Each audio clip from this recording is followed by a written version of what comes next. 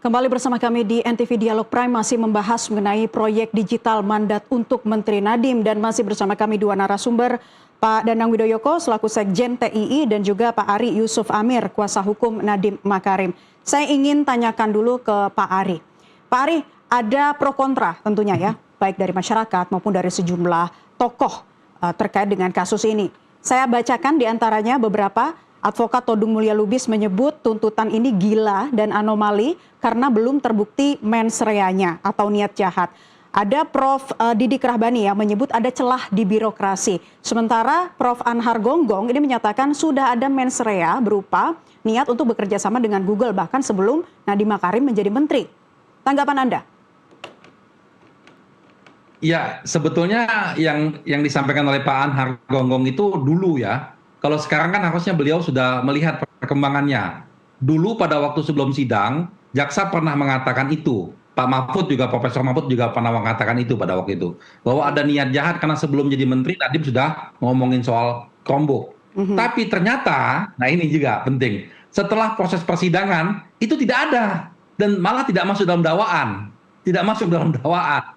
Jadi yang masuk dalam dakwaan itu justru setelah Nadiem jadi menteri, ada pembicaraan itu. Yang sebelum menjadi menteri tidak ada. Dan itu jaksa mengakui tidak ada, tidak masuk. Jadi mungkin Pak Anhar Gonggong bisa mengikuti perkembangan terakhirnya.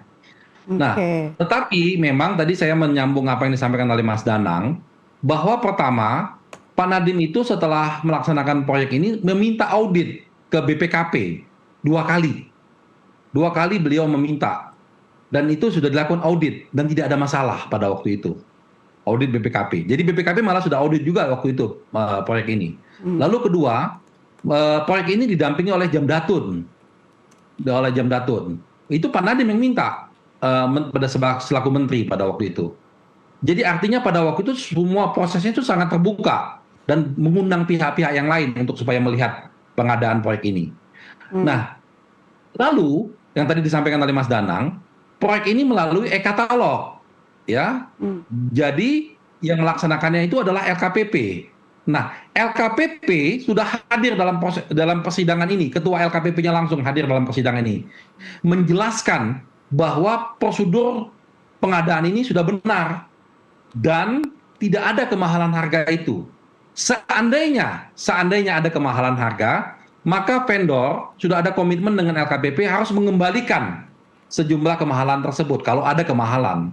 LKPP yang menjelaskan ini. Nah, tetapi jangan lupa, proses pengadaan ini bukan urusannya menteri. Mungkin Mas Danang juga memahami, proses pengadaan ini dilaksanakan di bawah.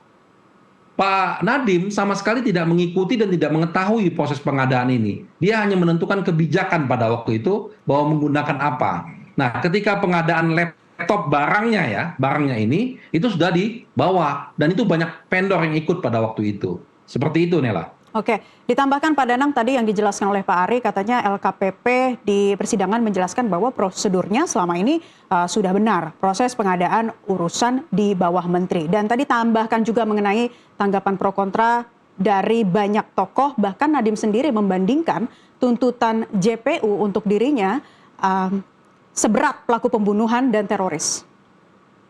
Iya, kalau saya maaf karena saya nggak ikuti detail persidangan, tetapi kan kalau pengadaan barang dan jasa itu ditangani oleh PPK, Pejabat Pembuat Komitmen. Pejabat Pembuat Komitmen ini yang berkoordinasi dengan LKPP, kira-kira seperti itu ya. Jadi pembelinya di e-katalog, tapi kemudian permintaannya itu di Pejabat Pembuat Komitmen. Dan memang ada gratifikasi, tapi itu di Pejabat Pembuat Komitmen. Nah ini yang kemudian harus diinvestigasi nih, kalau malah meleset ini yang agak terlewat itu ya, karena menerima duit berapa, 5-10 juta atau berapa lah, pokoknya kayaknya uang terima kasih atau apa dari vendornya ke pejabat di namanya PPK, Pejabat Pembuat Komitmen atau Pimpronya gitu ya. Dari dulu itu kalau korupsi kan memang di level Pimpronya, karena kayak pengambil kebijakan di level menteri itu tidak terlibat. Nah, poin berikutnya ini kan saya bicara yang makro, kalau detailnya biar teman rekan-rekan Pak Ari dan jaksa yang berdebat. Tapi yang makronya ini yang menurut saya menjadi catatan dari problem ketidakpastian hukum di Indonesia. Ini tidak terlepas dari misalnya keluhan kemarin Kadin China yang mengeluh tidak ada kepastian hukum di Indonesia. Nah, terkait di sini juga ini ada pendampingan dari jaksa. Saya nggak tahu apakah jam datunya dipanggil apa enggak yang memberikan itu waktu itu ya. Atau kemudian auditor BPKP yang menyatakan tidak ada persoalan karena kemudian kontradiksi semuanya. Ini problem di sistem hukum kita nih sebetulnya. Jadi kalau menteri kemudian LKPP BPKP menyatakan tidak ada masalah, jaksa silakan jalan, jangan langsung go ahead lah, kira-kira seperti itu ya.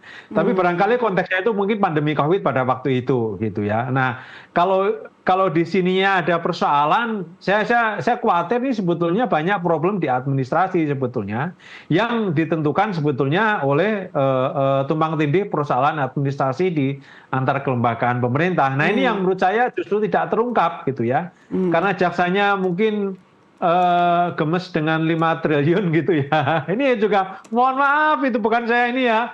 Ini kan diketahui teman-teman Gen Z dan teman-teman yang melek finansial ya. Itu kan ada uang IPO ya, kemudian nah itu kan ini kan kemudian teman-teman yang melek finansial kan tahu Pak, ada proses IPO yang kemudian hartanya kemudian melonjak kira-kira seperti itu. Sehingga kemudian banyak fakta lain yang terluput seperti tadi PPK-nya seperti apa. Karena yang menerima katakanlah gratifikasi itu di PPK-nya dan ini kita belum melihat ada progres itu. Nah, dan kita juga belum mendapatkan informasi atau bukti apakah ada gratifikasi kepada menteri karena kalau harta yang tidak wajar itu harta saham di Gojek dan kemudian jadi GoTo lah kira-kira seperti itu. Jadi ada proses bisnis lalu kemudian GoTo-nya IPO otomatis harganya naik gitu ya dan kalau harganya sahamnya turun ya pasti nilainya kemudian agak luput dari situ karena fokusnya mungkin mengejar kerugian negaranya. Tetapi ini juga menjadi persoalan karena memang problem penegakan hukum di kita. Lagi-lagi saya bicara makro ya, mengkaitkan kasus ini dengan kasusnya Tom Lembong, kasusnya Bu Ira Puspadewi dan banyak lain itu kan mengandalkan kasus menggunakan pasal 2, jadi tindakan yang melanggar hukum yang merugikan keuangan negara. Jadi pertama kerugian keuangan negara dulu yang dikejar, setelah itu baru dicari-cari. Nah ini yang kemudian menjadi pertanyaan, mensreanya di mana mensreanya?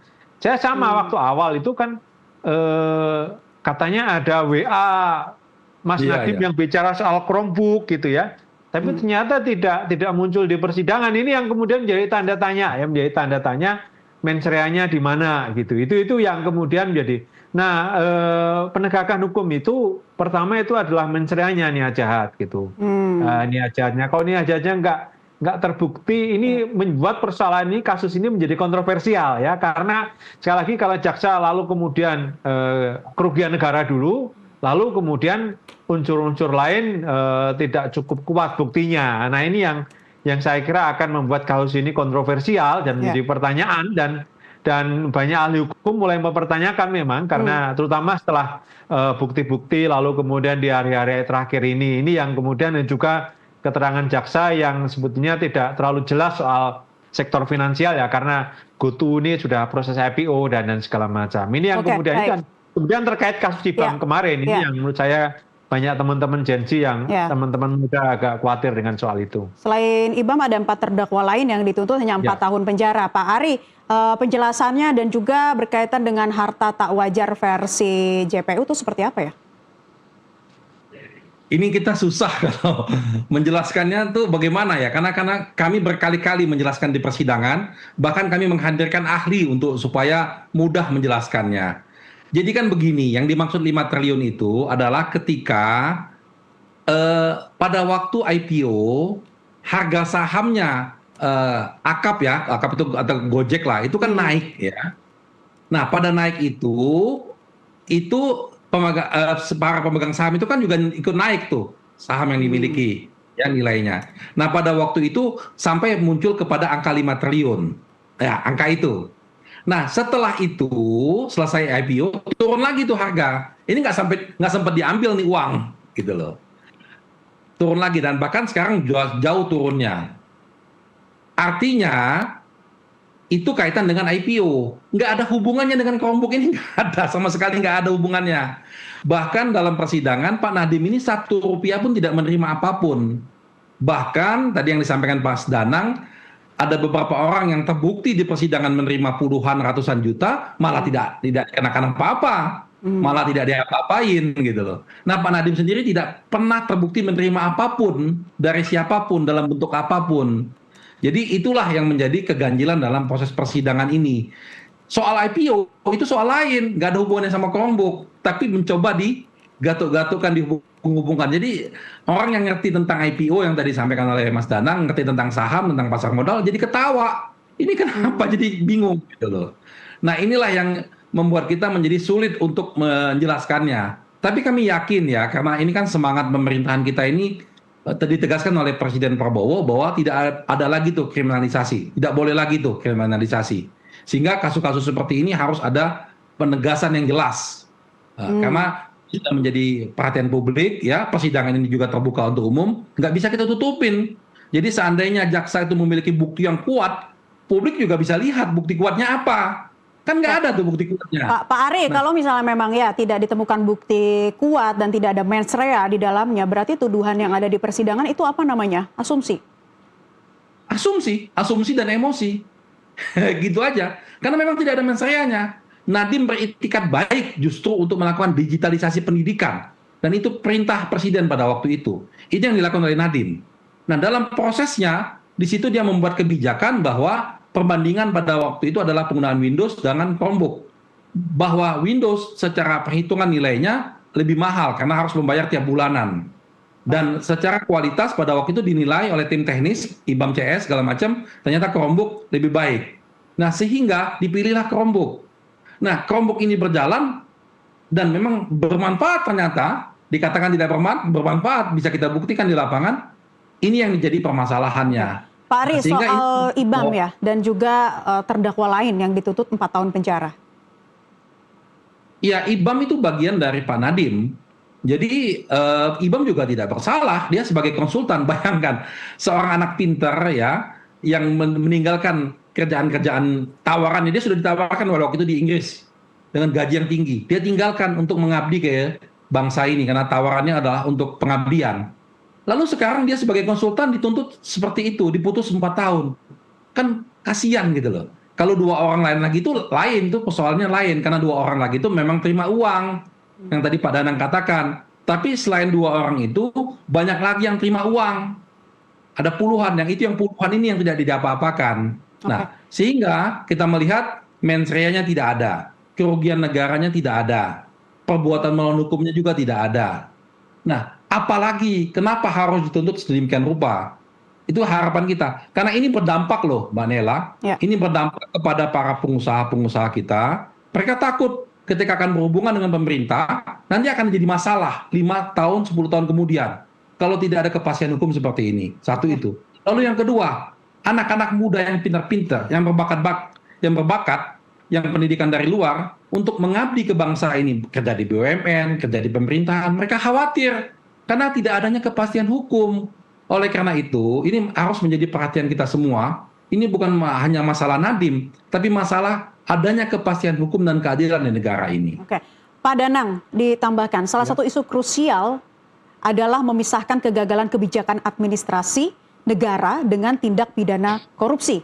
Anda bisa jelaskan di mana batasnya?